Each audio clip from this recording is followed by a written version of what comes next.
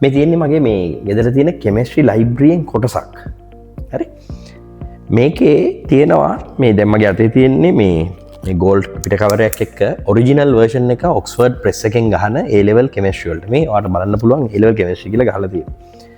මම තා පොත් සෙට් එකක් පෙන්නන්න. ආයෙ තියෙනවා මරු පොතක් මේකට කියන්නේ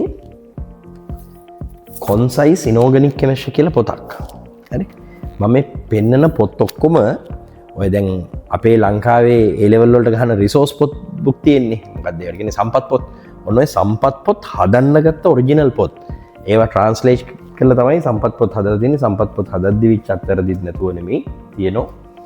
ඊට අමතරව මේ තියෙන්නේ ඉන්දියාවේ තියෙන තරඟකාරීම විභාගයක් විදිහට සලකන මේ මැත්ස් කරන ළමයි මැත්ස් ගුරුවරු මේ වගේ ගණන් හදන හින්දා දන්නවා එහෙම ගණන් හදන මැත්ස් පන්තියකට නෙමෙයි නම් යන්නේ O level ගණිතය පන්තියකට මිසක් A level combined maths පන්තියකට නෙමෙයි. මේ තියෙන්නේ IIT JEE කියන IIT කැම්පස් එකේ ඉන්ජිනියරින් වලට ගන්න ගේට් එක්සෑම්ස් වලට ගන්න පොතක්. හරි. ඔය වගේ මේ තව මම ඔයාලට පොතක් පෙන්නන්නද?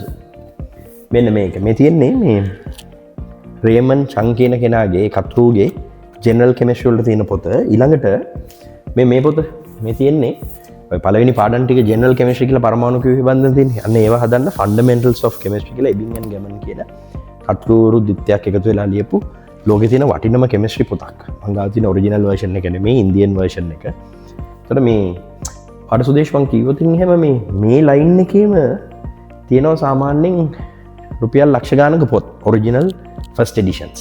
හරි. ඉතින් අපි කරන්නේ ඕවා අරගෙන ඕවගේ තියෙන කන්සෙප්ට්ස් අපේ රිසෝස් බුකුත් එක පැත්තකින් තියන ඒ වගේ වැරදිත් හම්බෙන්නේ ඒවා කරනකොට ට්‍රාන්ස්ලේට් කරලා එහෙම හදපු ටියුට් දෙනවා. අපේ පන්තියෙන් ළමයි දන්නවා අපි දෙන නෝට් එකේ රිසෝස් බුක් එකේ පිටින් යන ඒ කියන්නේ පිළිවෙලට තියෙන එකක් නෙමෙයි. ඒ කන්ටෙන්ට් එක ඒකේ වැරදි දැනුත් නිවැරදි කරමින් යන අංග සම්පූර්ණ චැප්ටර්ස් වලට බෙදලා මාර පිළිවෙලට හදපු නෝට් එකක් කියලා. ඉතින් මෙහෙම කරන්න නම් එක ඉංග්‍රීසි කියව ගන්නත් පුළුවන් වෙන්න ඕනේ. එහෙම නැත්නම් දෙක කැම්පස් එකේ තමන්ගේ first year second year third year fourth year අත්දැකීම් ටික අරගෙන හරි පිළිවෙලට මනා සංයමයක් තියෙන කෙනෙක් වෙන්න ඕනේ.